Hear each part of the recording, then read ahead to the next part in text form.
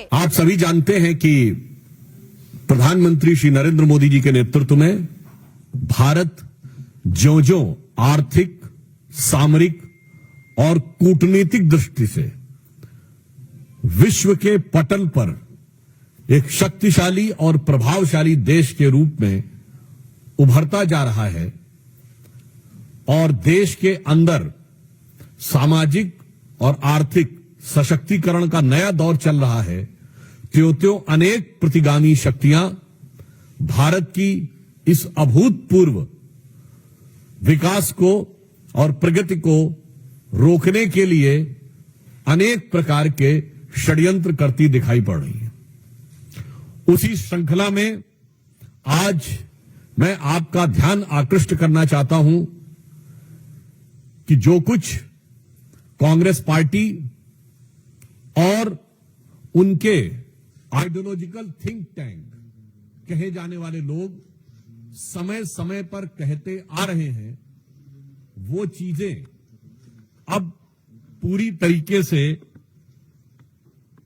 जनता के सामने आती जा रही है। ओवरसीज कांग्रेस के प्रेसिडेंट सैम पित्रोदा, जो कांग्रेस के आइडियोलॉजिकल थिंक टैंक के प्रतीक माने जाते हैं, उन्होंने आज चाइना को लेकर जिस प्रकार का बयान दिया है, उससे यह बात बहुत साफ हो गई है कि कांग्रेस पार्टी के चीन के साथ हुए करार का इजहार सैम पित्रोदा ने दिन दहाड़े कर दिया है। प्रत्यक्ष रूप से साफ साफ दिखाई पड़ रहा है। और ऑन द लाइटर नोट मैं कहना चाहूंगा, हिंदी में कहावत होती है, गुरु गुड़ रह गए और चेला शक्कर हो गए, मगर यहां जो चेला है वो तो गुड़ रह गए और गुरु चीनी हो गए। परंतु गंभीर बात यह है कि जिस प्रकार की बात सैम पित्रोदा जी ने कही है, वो भारत की अस्मिता, भारत की कूटनीति और भारत की संप्रभुता पर बहुत गहरा आघात है। उन्होंने इस प्रकार की बात कही कि चीन के साथ तो किसी प्रकार का विवाद ही नहीं है, जैसे भारत ही अग्रसर की भूमिका में, यानी आक्रामक मुद्रा लिए हुए, और ये कोई उनका अलग बयान नहीं है। ये ओवरसीज कांग्रेस के चीफ हैं, यानी समुद्र पारी कांग्रेस के प्रमुख हैं। अब समुद्र पार से तो सोरस के सुर भी कांग्रेस के साथ मिलते हुए नजर आते हैं, परंतु यहां पर एक बहुत गंभीर बात है कि जो कुछ सैम पित्रोदा ने कहा है, यह कोई आइसोलेटेड इवेंट नहीं है, आइसोलेटेड स्टेटमेंट नहीं है। इसी भाव और इसी विचार के अनेक स्टेटमेंट राहुल गांधी पहले दे चुके हैं। याद करिए, राहुल गांधी जी ने विदेश में क्या कहा था कि चाइना ने बड़ा संघर्ष करते हुए ऊपर उठने का उदाहरण प्रस्तुत किया है उन चुनौतियों के बीच से। आपको याद हो, अभी कुछ दिन पहले के अपने विदेशी दौरे में क्या कहा कि चाइना ने अनएम्प्लॉयमेंट को बहुत अच्छे तरीके से टैकल किया है, जबकि फैक्ट ऑफ द मैटर है इस समय चाइना में एम्प्लॉयमेंट रेट 24% है। 2023 में जनवरी से लेकर जुलाई के बीच में अनएम्प्लॉयमेंट रेट वहां पर बढ़ते बढ़ते हो गई 17-18%, और उन्होंने फिर जुलाई 23 से जनवरी 24 डाटा देना बंद कर दिया, फिर डाटा का बेस चेंज किया और जनवरी से लेकर अगस्त के बीच में किया, फिर बदले बेस पर भी वो 24% हो गई। मगर राहुल गांधी जी को उसमें बहुत महान चीज नजर आती है। फिर याद करिए, यही लोग कहते थे कि चाइना में प्रेस फ्रीडम इंडेक्स में हमसे ऊपर है, जबकि चाइना के डिफेंस मिनिस्टर ली शॉन्गफू गायब हो गए, चाइना के फॉरेन मिनिस्टर क्विंग गैंग गायब हो गए, वहां की सबसे बड़ी कंपनी अलीबाबा के चीफ जैक मा गायब हो गए, परंतु इनको उसमें भी नजर आता था। अब आप आइए, इसके बाद उन्होंने कहा कि इकोनॉमिक ग्रोथ बहुत शानदार की गई है। ये सारे स्टेटमेंट्स हैं, और इकोनॉमिक ग्रोथ की फैक्ट ऑफ द पोजीशन यह है कि 2024 में दुनिया की सबसे बड़ी रियल एस्टेट कंपनी, जो एक चाइनीज कंपनी थी एवरग्रांड, उसकी लिक्विडिटी हो गई। हांगकांग कोर्ट ने कह दिया लिक्विडेट कर दिया जाए। चीन के ह्यूनान प्रोविंस में कई बैंक्स बैंकरप्ट हो गए, कितनी रियल एस्टेट कंपनीज बैंकरप्ट हो गई, that is one other thing. उस प्रक्रिया में जब हम यह देखते हैं कि यह बयान सैम पित्रोदा का आया है, पहली बात तो हम बहुत साफ करना चाहते हैं, भारत सरकार प्रधानमंत्री श्री नरेंद्र मोदी जी के नेतृत्व में विश्व के हर देश के साथ अच्छे और सौहार्दपूर्ण संबंध चाहती है, परंतु वो राष्ट्रीय स्वाभिमान, सुरक्षा और सुदृढ़ता को बनाए रखते हुए। अब इसके बाद उनका यह बयान कहना, तो मैं पूछना चाहता हूं, यह गलवान के शहीदों का अपमान है कि नहीं? मैं कांग्रेस पार्टी से सीधे पूछना चाहता हूं, गलवान में जो हुआ, हमारे 20 सैनिक बलिदान हो गए, और उसके बाद यदि आपका ओवरसीज का चीफ इस प्रकार की भाषा बोलता है तो यह निंदनीय है, भर्त्सना योग्य है, और यह भारत और भारतीय सेना, भारतीय सैनिकों के बलिदान का घनघोर अपमान है। इसलिए मैंने आपसे बात कही कि यह एक पूरा सीक्वेंस ऑफ इवेंट है जिसमें सैम पित्रोदा बोलते हुए नजर आ रहे हैं। वैसे ऑन द रेफरेंस मैं आपको पहले बता दूं, बोल चुका हूं तो एक बार रिमाइंड भी कर दूं। वैसे आपको पता है, भारत में एक दौर ऐसा भी था जब चीन को हमने सैनिकों को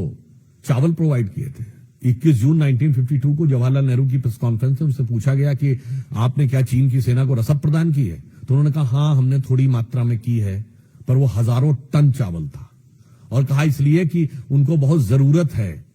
हम उनको जिंदा रखने के लिए दे रहे हैं। जबकि उस समय तिब्बत में एट्रोसिटीज हो रही थी, और वो इसलिए था कि उस समय चाइना का नियरेस्ट शहर चेंगडू 2000 किलोमीटर से अधिक दूर था और सड़कें भी खराब थी। भारत से तवांग से 250 पौने 300 किलोमीटर की थी और सड़क भी अच्छी थी। यानी उस दौर से आज तक चला आ रहा है। तो मैं साफ साफ कांग्रेस पार्टी से कहना चाहता हूं कि कांग्रेस पार्टी ने स्पष्ट रूप से यह दर्शा दिया है कि वो चीन के साथ हुए अपने करार के प्यार में,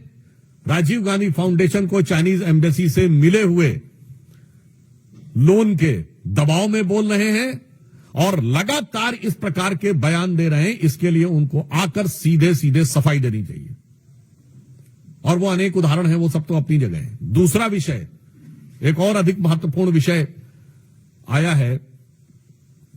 भारत के चुनावी व्यवस्था को किस प्रकार से ये समुद्र पारीय कांग्रेस के अध्यक्ष के साथ साथ ये समुद्र पार से एक दूसरे प्रकार की जो संकेत प्राप्त हो रहे हैं, वो भी यह दर्शाते हैं कि भारत के लिए किस प्रकार के दुरभिसंधियां भारत के अंदर बैठे हुए कुछ लोग और कुछ भारत विरोधी शक्तियों के साथ चल रही हैं। कि एक international foundation for electoral systems नामक एक संस्था है, जिसने 2011 में भारत की एक संस्था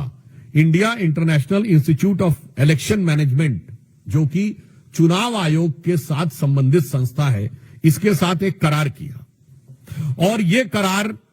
में जो पीछे से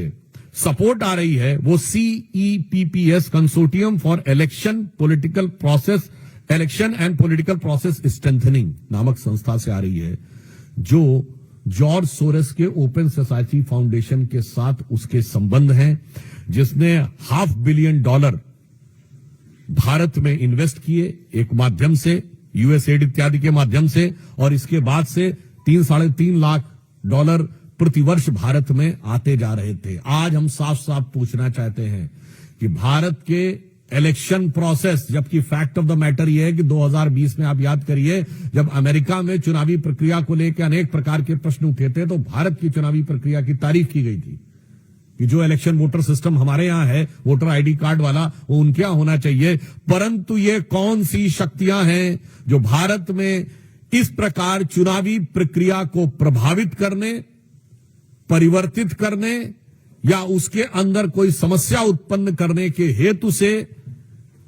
आर्थिक अनुदान पाती हुई दिखाई पड़ रही थी? ये बहुत गहरा संदेह हमारे मन में उत्पन्न होता है। यानी बहुत साफ है कि सोरस की सुर, अंकल सैम के सुर, और उसके बाद जो कुछ यहां कांग्रेस बोलती है वो साफ नजर आता है। यानी अगर हम ये कहें, जो सैम पित्रोदा बोले हैं, ऐसा लगता है कि लिरिक्स जो है वो सैम पित्रोदा के हैं और उसके गीतकार सोरस हैं, और उसके ऊपर सिम्फनी बजाने का काम कांग्रेस पार्टी और इंडी गठबंधन के लोग कर रहे हैं। तो आज हम साफ साफ देश की जनता से कहना चाहते हैं कि अब कोई किंतु परंतु नहीं रहना चाहिए। और तीसरा विषय जो आप सबको ध्यान है, कांग्रेस के वरिष्ठ नेता और लोकसभा में उपनेता श्री गौरव गोगोई का जिस प्रकार के जॉर्ज सोरस के इस फाउंडेशन के साथ कनेक्शन नजर आता है, पाकिस्तान की एम्बेसी में उनकी बातचीत की।